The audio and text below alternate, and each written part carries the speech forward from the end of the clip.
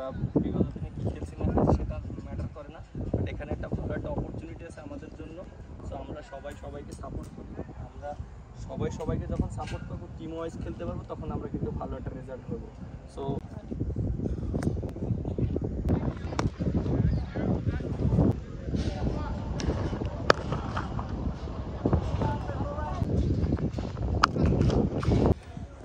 Global super league এটা আমার প্রথম কোনো বাইরের ফ্র্যাঞ্চাইজি ক্রিকেট লিগ ছিল।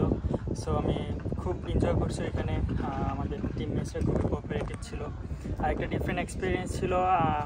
বাট ক্রিকেট খেলা সব জায়গাতেই সমান, ভালো বল সব জায়গাতেই ভালো বল। আমি জাস্ট মেনটেন করার চেষ্টা করছি, ভালো বল করব। সো আলহামদুলিল্লাহ, যদি আশানুরূপ ফলাফল আমরা করতে পারি নাই, বাট আমি খুব এনজয় করছি এখানে। আর আফটার একটা ছোটো ইনজুরি পরে এখানে আসলাম, কিন্তু ইনজুরি আমার কাছে মনে হচ্ছে না যে আমি ইনজুরি পরে আসছি। খুব ভালো ফিল করতেছি আলহামদুলিল্লাহ।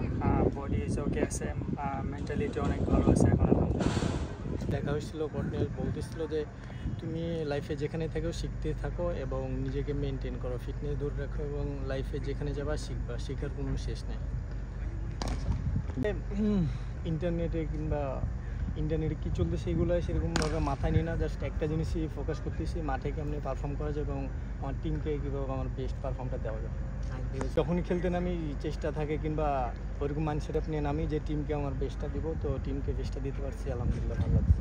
মাঝে কাছে থাকতেছি, সেই কোচের আন্ডারে কাজ করতেছি, নতুন কিছু শিখতেছি, যে কোনো দেশে যাইতেছি ওই সব দেশে কন্ডিশনে নতুন কিছু শিখতেছি। তো শিক্ষার কোনো শেষ না, আমি এখানে এসে শিখলাম যে এই ওয়েদারে কিংবা এই ওয়েস্ট ইন্ডিজে উইকেটে কেমন বল করা উচিত কিংবা কেমন লাইন নিতে বোলিং করা উচিত, তো অবশ্যই শিখতেছি সব জায়গায়।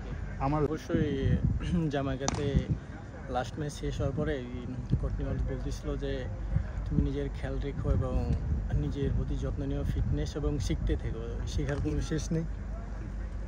মাঝখানে